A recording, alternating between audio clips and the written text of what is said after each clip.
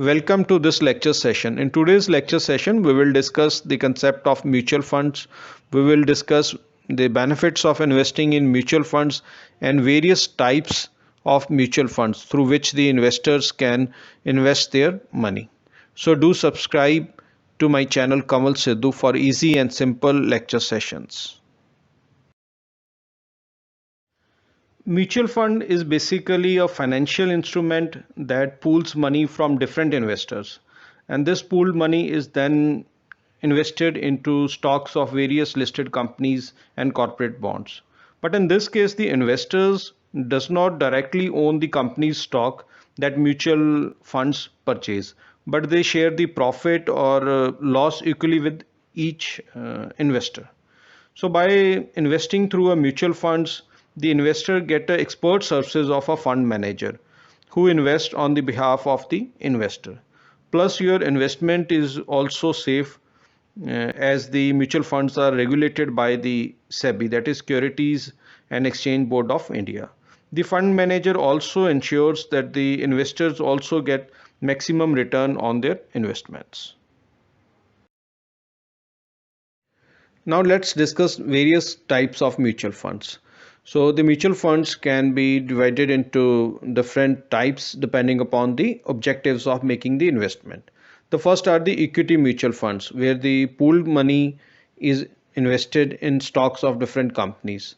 The return from equity funds have high fluctuations, so the risk involved is also high. The investor should have a deep understanding of the risk associated with the equity mutual funds before he makes an investment. The equity mutual funds can be further divided into large cap equity funds, mid cap equity funds, small cap equity funds, and multi cap equity funds based on their growth potential.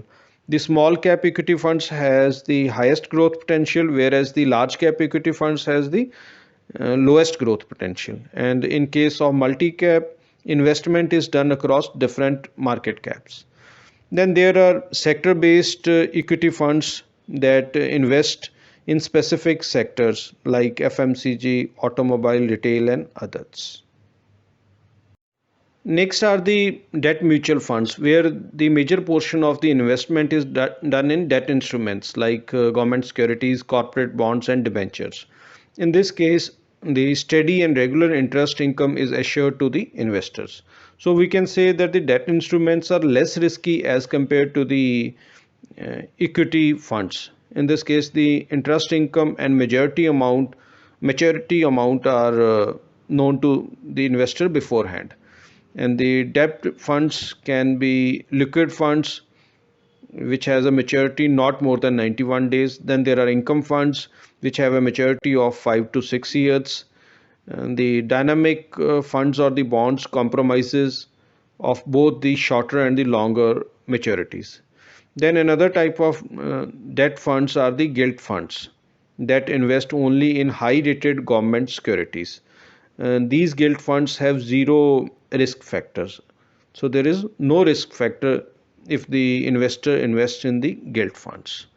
Then comes the mutual funds based on their growth potential, or we call these type of funds as high growth oriented funds. Then there are income oriented mutual funds and a balanced fund which has both the equity and the debt instruments. Then there are liquid equity funds where the main objective is to ensure the liquidity, capital protection, and reasonable income in the short term. So we can conclude that the investor has plenty of options available to him if he wants to invest in mutual funds, depending upon the purpose or the objectives of his investment. So we can say that making an investment through mutual funds is very beneficial for the investors.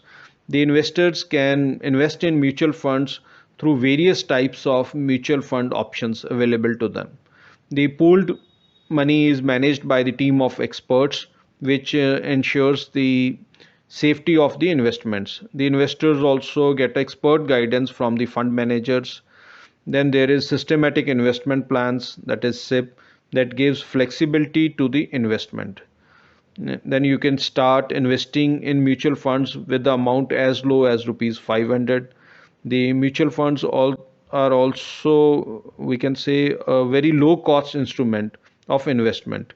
There is a regulatory cap of 2.5% on the expense ratio. Then there is a switch option available to the investors in case of mutual funds. For example, if the investor is not satisfied with a particular investment scheme, the investor can switch it to some other scheme. Then the investors can also avail the tax benefits under Section 80C of Indian Income Tax Act.